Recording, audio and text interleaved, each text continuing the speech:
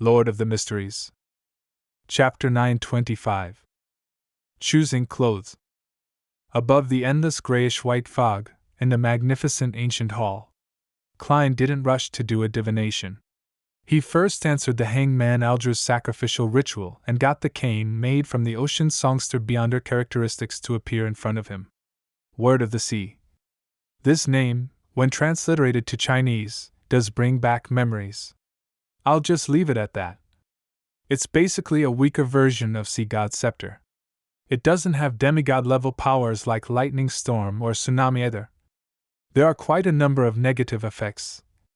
As Klein recalled the hangman's descriptions, he stroked the silver-inlaid black cane. Perhaps the mysterious space above the gray fog had naturally suppressed it, causing this Beyonder cane to not express its living characteristic. It silently lay there like it was the most common, an ordinary piece of wood. Klein nodded slightly and muttered silently to himself, mystical items with living characteristics are really rather troublesome. But from a different angle, it means that they can be communicated with. The die of probability back then was quite a nasty fellow, but didn't it also become obedient after getting schooled?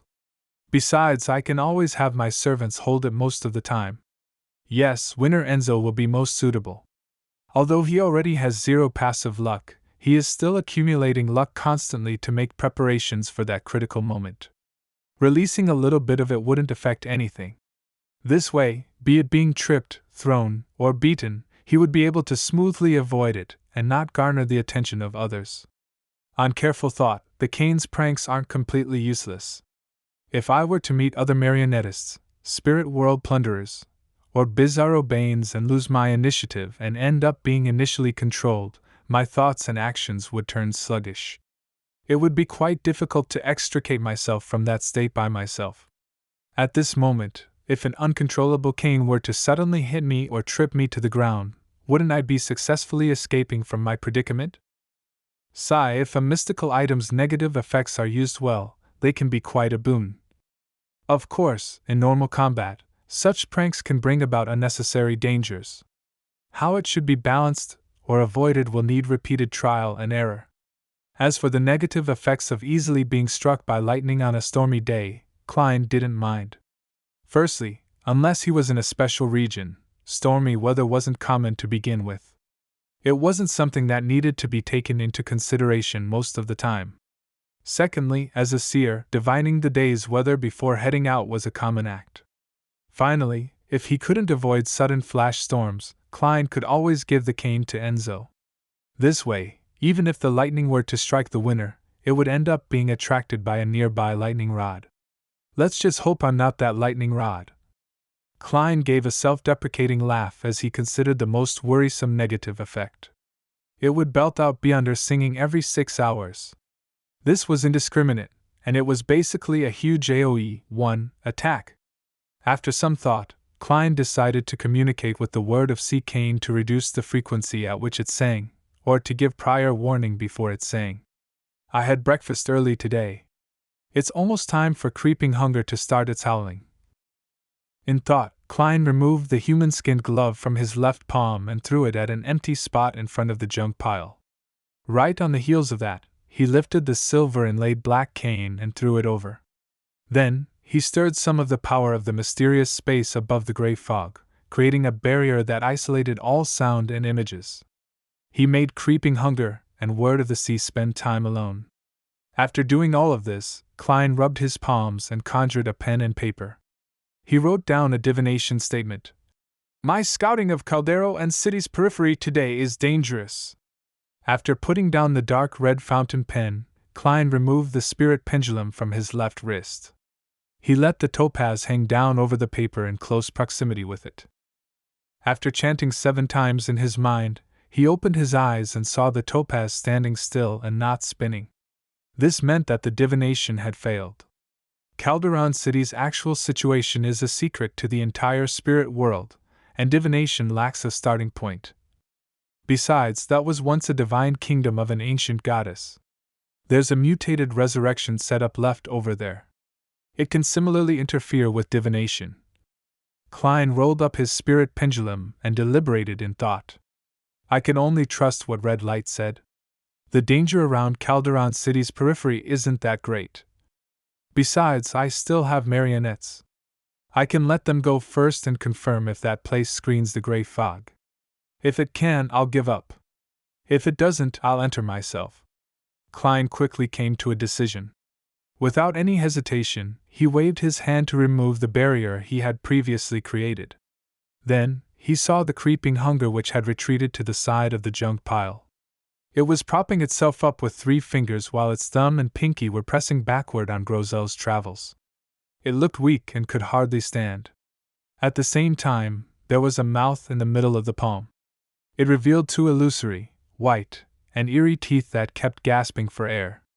On the other side of the barrier, the silver-inlaid black cane was on the ground.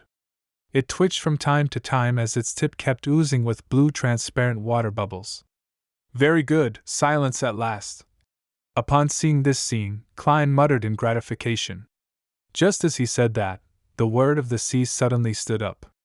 And as though it was being held, it hopped towards Klein, circling about the fool's seat and dodged elsewhere. Creeping hunger used all its 5 fingers as legs as it chased after the cane with great difficulty. Midway, it collapsed to the ground. Klein watched speechless before letting out a sigh. After fusing with Mr. A, creeping hunger seems to have a living characteristic, but this level of intelligence is way too low.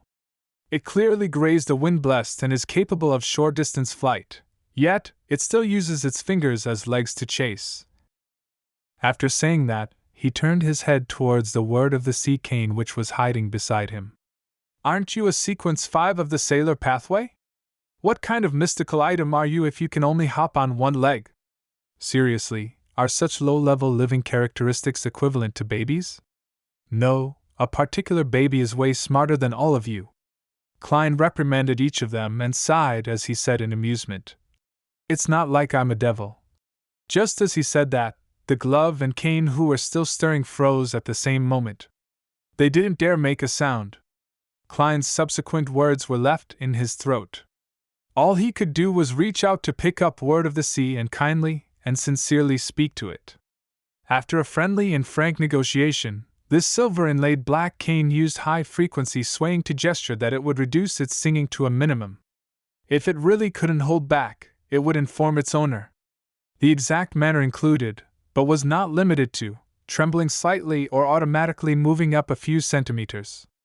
At the same time, it raised a request via singing, never use the hand wearing creeping hunger to hold it. Of course, if its master insisted on doing so, it didn't object to it and was happy to accept it. Better than creeping hunger. It's not too stubborn. Klein beckoned for creeping hunger and wore it on his left palm. Taking a glance at the door of summoning which had been produced from the ritual, Klein began considering the items to bring on his scouting of Caldero and City. Needless to say, the 2 marionettes were going. They could be used as bait, to scout the path ahead, be used as test subjects, and verify any traps. They allowed a marionettist to not need to undergo too many dangerous actions, so they were definitely going. They would be wearing Enzo's Flower of Blood ring and Ludwell's Harris sword. They were all standard equipment. In addition, Klein decided to get Enzo to carry the word of the sea. As for himself, Klein planned on heading there as a spirit body. Once anything was amiss, he would immediately end the summoning and return above the gray fog. This way, what clothes he matched was something worth considering. Azek's copper whistle? No, that is related to death, and Calderon City belongs to ancient death. There's a small possibility that this might create a terrifying anomaly, causing the danger in the core region to automatically come out. Black Emperor card or the Tyrant card? I'll be moving about the spirit world. The 2 marionettes are basically dead. I'm not afraid that they have their blood extracted. Ludwell is a half-human, half-dead entity. He doesn't have blood to speak of. The value of Enzo's blood only makes him appear human most of the time. And this could be recovered via using Flower of Blood. It also means that I can bring the sea god's scepter to Calderon City. It's a place that's deep in the spirit world.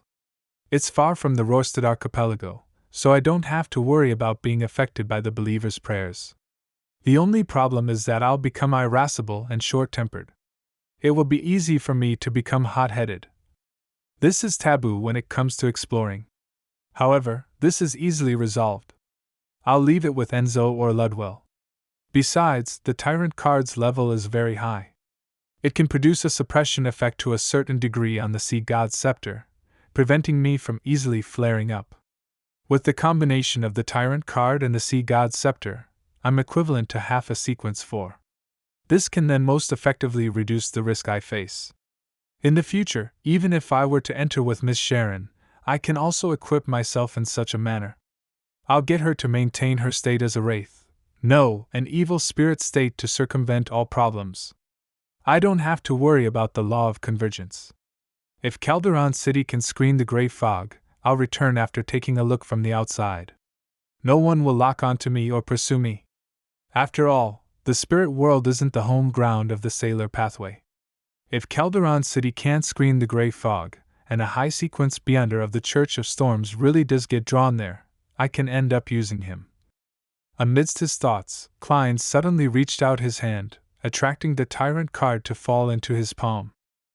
Immediately after that, he fused the card of blasphemy into his soul body. Suddenly, extreme might and terrifying auras emanated from the fool's location.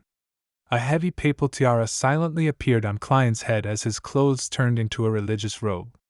The latter was similar in dressing as a pope from Saint Seiya, Knights of the Zodiac, which he had seen in his previous life. However, the colors were dark blue that was almost black.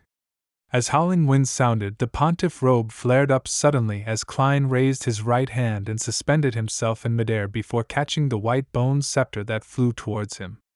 At the tip of the scepter, the gems emitted either blinding silver or blue light like bolts of lightning that circled around the tyrant.